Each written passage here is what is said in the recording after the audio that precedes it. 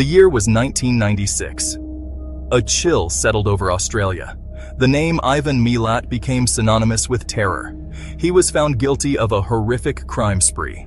7 young backpackers, their lives cut tragically short. Their only mistake? Trusting the wrong person. Milat, a seemingly ordinary road worker, harbored a dark secret. He was a predator. He preyed on unsuspecting travelers exploring the vast landscapes of Australia. His hunting ground? The Belanglo State Forest, a place of quiet beauty, forever tainted by his evil. The details of his crimes sent shivers down the spines of even the most hardened investigators. The victims were not just killed, they were tortured, their bodies desecrated. Milat's cruelty knew no bounds. He seemed to revel in their suffering. The trial gripped the nation. The evidence was overwhelming. Milat maintained his innocence, a cold, defiant look in his eyes. But the jury saw through his facade. They delivered a unanimous verdict, guilty on all counts. They came from all walks of life, drawn to Australia's beauty and adventure. The allure of the vast landscapes, the promise of new experiences, and the thrill of the unknown called to them. Each one had a unique story, a personal journey that led them to this distant land. Young, full of dreams, ready to embrace the world. They were explorers at heart, eager to carve out their own paths and create memories that would last a lifetime. Their spirits were high, their hearts full of hope and excitement. They never imagined their journeys would end in such a horrific manner. The dark shadows of the forest concealed the unimaginable horrors that awaited them. The vibrant dreams they carried were cruelly extinguished, leaving behind only echoes of their laughter and joy. Among them were Carolyn Clark and Joanne Walters, 2 British friends exploring the East Coast. They had met while traveling and quickly formed a bond, sharing their love for adventure and discovery. Their friendship was a testament to the connections that travel can forge. Their last known sighting was in Sydney in 1992. The bustling city was a stark contrast to the isolation they would soon face. They had planned to continue their journey south, eager to see more of the beautiful country. They planned to hitchhike south, unaware of the danger that lurked in the shadows. The open road, which once symbolized freedom and adventure, became a path to their tragic fate. They trusted in the kindness of strangers, a trust that was brutally betrayed. Then there were James Gibson and Deborah Everest, a young couple from Victoria, Australia. Their love for each other and their shared passion for the outdoors brought them closer. They set out on a hiking trip, looking forward to the serenity and beauty of nature. They vanished while on a hiking trip, their bright futures extinguished in an instant. The search for them was filled with hope and desperation, but it ended in heartbreak. Their disappearance left a void that could never be filled. Simone Schmidl, a German backpacker, was also among the victims. She had a zest for life and a curiosity that led her to explore the world. Her journey to Australia was a dream come true, a chance to experience the vast and diverse landscapes of the outback. She had planned to explore Australia's vast outback. The endless horizons and rugged beauty called to her, promising adventure and discovery. But her journey was tragically cut short, her dreams shattered by Milat's brutality. Her journey was cut short, her dreams shattered by Milat's brutality. The vastness of the outback, once a symbol of freedom, became a silent witness to her tragic end. Her story is a haunting reminder of the dangers that can lurk in the most unexpected places.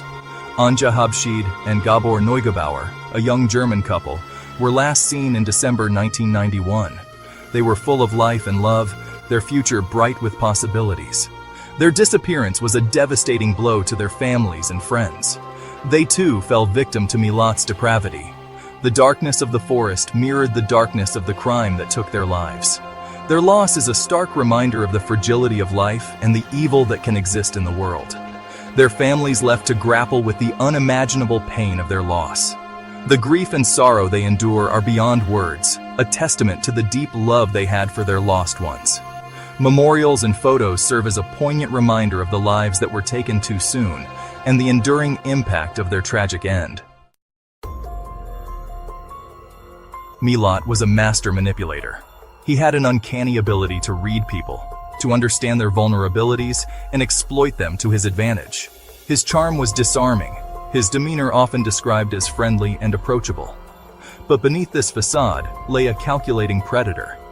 He knew how to blend in, to appear harmless. In public, he was just another face in the crowd, an ordinary man with an unremarkable presence. This ability to camouflage himself made him all the more dangerous. He would cruise the highways in his white Toyota 4Runner, a wolf in sheep's clothing. The vehicle, nondescript and common, was the perfect tool for his sinister purposes. It allowed him to move freely, to scout for potential victims without arousing suspicion. He targeted backpackers, offering them rides, a friendly face in a foreign land. These travelers, often young and trusting, were looking for adventure and new experiences. They saw Milat as a helpful local, someone who could provide them with a lift and perhaps some local knowledge. His victims, often traveling alone or in pairs, were easy prey.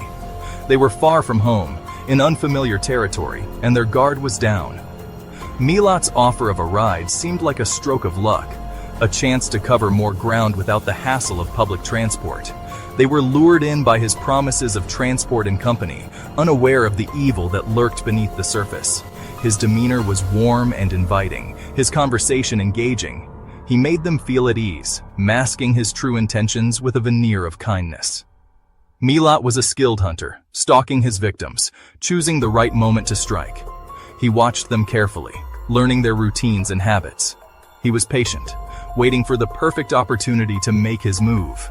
He would often drive them deep into the Belanglo State Forest, far from civilization. The forest, with its dense foliage and remote location, was the ideal setting for his heinous acts. It provided the cover he needed to carry out his crimes without fear of interruption. There, in the isolation of the Australian bush, he would unleash his fury. The vastness of the wilderness swallowed their screams, the trees standing as silent witnesses to the horror that unfolded. The forest became his killing field, a place where his victims' screams were swallowed by the vastness of the Australian wilderness. It was a place of unimaginable terror, where the natural beauty of the landscape contrasted starkly with the brutality of his actions. Milat took trophies from his victims, souvenirs of his horrific deeds. These items, seemingly innocuous on their own, held a sinister significance. They were reminders of his power, tokens of his control over the lives he had taken. Backpacks, clothing, even their identification, were kept as grim reminders of his power and control.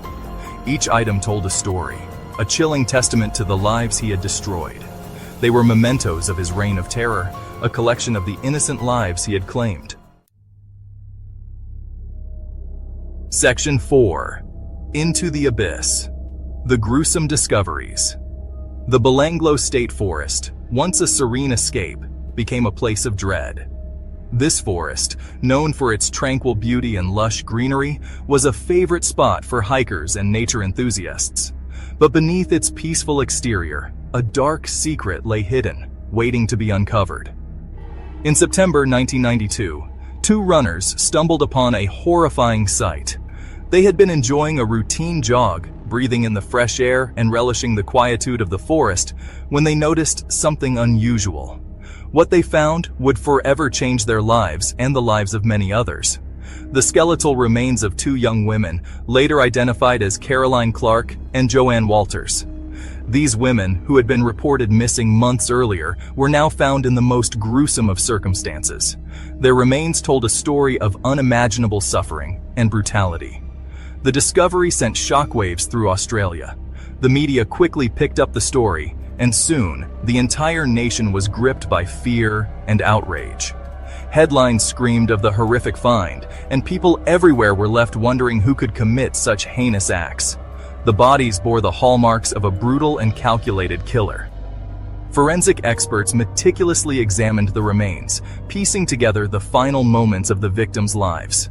The evidence pointed to a methodical and remorseless individual, someone who took pleasure in inflicting pain. Multiple stab wounds, signs of torture, and attempts to dismember the bodies pointed to a level of savagery that chilled even the most seasoned investigators. The sheer violence of the attacks was almost beyond comprehension, leaving those who studied the case deeply disturbed. As police combed the area, the full extent of Milat's depravity became horrifyingly clear. Each new piece of evidence painted a darker picture, revealing a man who was not only a killer, but a sadist who derived pleasure from the suffering of his victims. Over the following months, the remains of 5 more victims were unearthed. Each discovery added to the growing horror, as more families were plunged into grief and the nation struggled to come to terms with the scale of the atrocities. Each discovery was like a blow to the gut, a stark reminder of the monster that walked among them. The police officers, many of whom had never encountered such brutality, were left reeling from the emotional toll of the investigation. The nation watched in horror as the gruesome details unfolded in the media.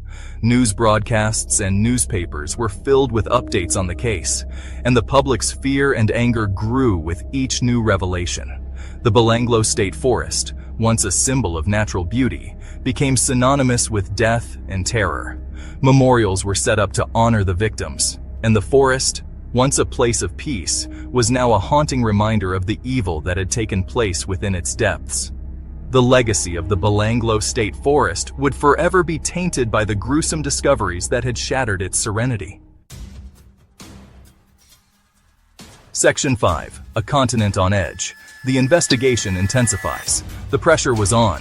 The public demanded answers. Who was this monster preying on innocent young people? The police launched a massive investigation, dubbed Operation Backpacker. Over 200 officers were assigned to the case, their sole focus to catch the killer. They followed every lead, no matter how small. They interviewed hundreds of people, from locals to fellow travelers who had crossed paths with the victims. They scoured missing person reports, desperate for any clue that might lead them to the killer. The investigation reached international waters. Police from Germany and the United Kingdom joined forces with Australian authorities. They shared information and resources, determined to bring the perpetrator to justice.